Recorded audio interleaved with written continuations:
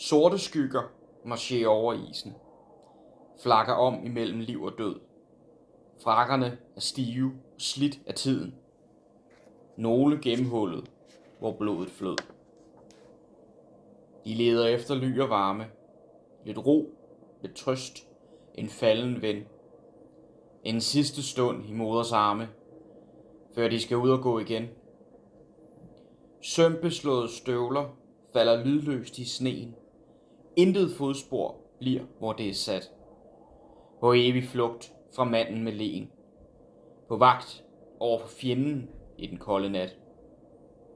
De bærer borge med kammerater, hvis klager drukner i stormens skød. Officerer med gråsprængte bakkenbarter fører an i trods mod vind og død. Fra trælinjen brager en by af torden. Isen brister under dem. Væk er både ro og orden.